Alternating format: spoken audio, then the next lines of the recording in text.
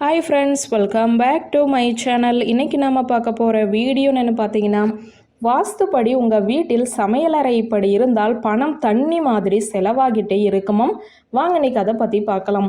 வாஸ்து சாஸ்திரம் ஒரு பண்டைய இந்திய கட்டிடக்கலை அறிவியலாகும். இது வாழும் இடத்தின் ஆற்றல்களுக்கும் அங்கு வாழும் மக்களின் நல்வாழ்வுக்கும் இடையே உள்ள ஆழமான தொடர்பை வலியுறுத்துகிறது.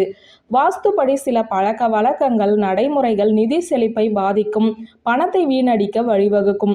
இந்த வீடியோவில் வாஸ்து சாஸ்திரப்படி நிதி பின்னடைவுக்கு பங்களிக்கும் பொதுவான பழக்க வழக்கங்கள் என்னென்ன மற்றும் செழிப்பை ஈர்ப்பதற்காக வாஸ்து சீரமைக்க சொல்லும் பழக்க வழக்கங்கள் என்னென்ன என்றுதான் பார்க்க போகிறோம்.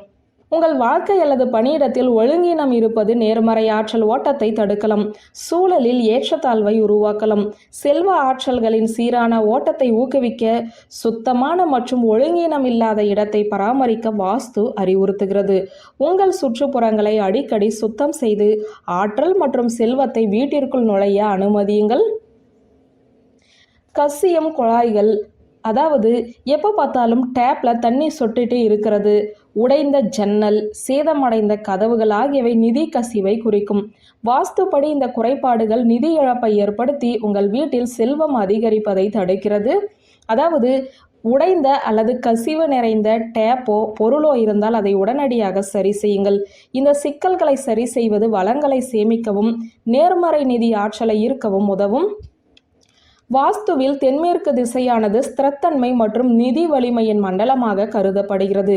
இந்த பகுதியை புறக்கணிப்பது அல்லது இங்கு ஒழுங்கீனம் இருப்பது நிதி உறுதியற்ற தன்மையை உருவாக்கி பணத்தை வீணாக்குவதற்கு வழிவகுக்கும். தென்மேற்கு திசையை சுத்தமாகவும் ஒழுங்கீனம் இல்லாததாகவும் நன்கு பராமரிக்கவும். இந்த பகுதியில் கனமான பொருட்கள் அல்லது மதிப்புமிக்க பொருட்களை வைப்பது நிதி ஸ்திரத்தன்மையை மேலும் மேம்படுத்தும். வாஸ்து கொள்கைகளை பின்பற்றாத சமையலறை நிதி நெருக்கடிக்கு வழிவகுக்கும். சமையலறையின் தவறான இடம் அல்லது நிதி ஆவணங்களை சேமிக்க தென்கிழக்கு திசையை பயன்படுத்துவது நிதி விரயத்திற்கு வழிவகுக்கும். தென்கிழக்கு திசையில் எரிவாயு அடுப்பை வைப்பது, சமையல் பகுதிகளில் இருந்து நிதி ஆவணங்களை தனியாக வைப்பது உங்கள் நிதியை பாதுகாக்கும். தேவையற்ற விஷயங்களுக்கு அதிக செலவு செய்வது நிதி நல்லிணக்கத்தை சீர்குலைத்து பண விரயத்திற்கு வழிவகுக்கும். அவசரப்பட்டு பொருட்களை வாங்குதல், அதாவது நிதி சுமைகளை உருவாக்கி நீண்ட கால சேமிப்புகளை பாதிக்கலாம். செலவு செய்வதில் நிதானத்தை கடைபிடிக்க வேண்டும். கவனத்துடன் பொருட்கள் வாங்குவதையும் உறுதி செய்து கொள்ளவும். நிதி நெருக்கடியை தவிர்க்க உங்கள் செலவுகளை திட்டமிடுங்கள். அத்தியாவசிய பொருட்களுக்கு மட்டுமே முன்னுரிமை கொடுங்கள். வடகிழக்கு திசை போன்ற குறிப்பிட்ட திசை வீடு அல்லது அலுவலகத்திற்குள் செழிப்பின் திசையாக அறியப்படுகிறது. இந்த மூலைகளை புறக்கணிப்பது நிதி வளத்தை ஈர்ப்பதை தடுக்கலாம்.